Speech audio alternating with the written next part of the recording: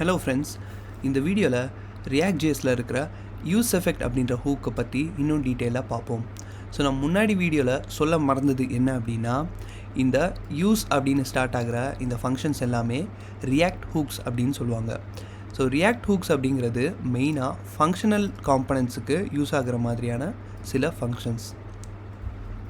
So இதில் useEffect அப்படிங்கிறது component did மவுண்ட்டுக்கு ஈக்குவலான ஒரு ஃபங்க்ஷன். ஸோ இதை பற்றி இன்னும் கொஞ்சம் டீட்டெயிலாக இப்போ பார்ப்போம்.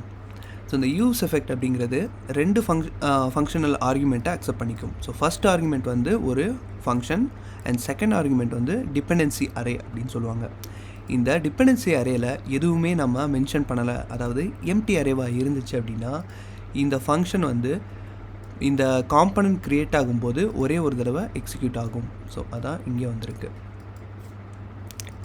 இன்னொன்று என்னென்னா, இந்த useEffect அப்படிங்கிறத நம்ம மல்டிபிள் டைம்ஸ் யூஸ் பண்ணிக்க முடியும்.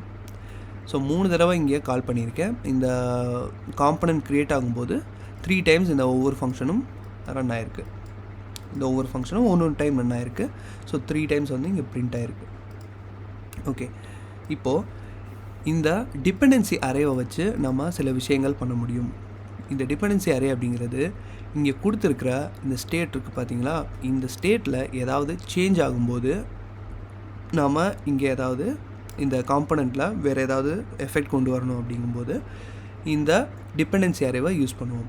ஃபார் எக்ஸாம்பிளுக்கு இந்த சப்ஸ்கிரைபர்ஸ் கவுண்ட்டை நான் இங்கே வச்சுருக்கேன்.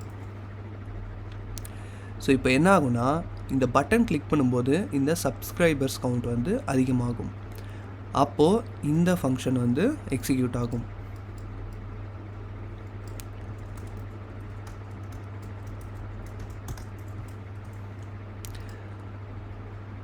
ஸோ ஃபஸ்ட் டைம் வந்துட்டு சப்ஸ்கிரைபர்ஸ் அப்படிங்கிறது செட் ஆகும்போது இது எக்ஸிக்யூட் ஆகிருக்கு. அண்ட் நெக்ஸ்ட்டு இதை கிளிக் பண்ணும்போது இந்த ஒரே ஒரு ஃபங்க்ஷன் மட்டும் தான் கால் ஆகிருக்கும், இது கால் ஆகலை. ஏன் அப்படின்னா இந்த இடத்துல இருக்கிற இந்த டிபெண்டன்சி அரே எம்டியாக இருக்குது. ஸோ எம்டியாக இருக்கும்போது என்ன ஆகுனா, இந்த காம்பனன்ட் க்ரியேஷன் டைமில் வந்துட்டு ஒன்லி ஒன்ஸ் இந்த ஃபங்க்ஷன் எக்ஸிக்யூட் ஆகும். அதுக்கப்புறம் இந்த useEffect யூஸ்லெஸ்ஸாக இருக்கும். ஸோ இந்த மாதிரியான சிச்சுவேஷனில் நம்ம என்ன பண்ணலான்னா, இந்த இடத்துல நம்ம வந்து ஒரு அஜாக்ஸ் கால் இல்லை அசிங்க் ஃபங்க்ஷன் ஏதாவது எக்ஸிக்யூட் பண்ணணுன்னா இந்த இடத்துல நம்ம பண்ண முடியும்.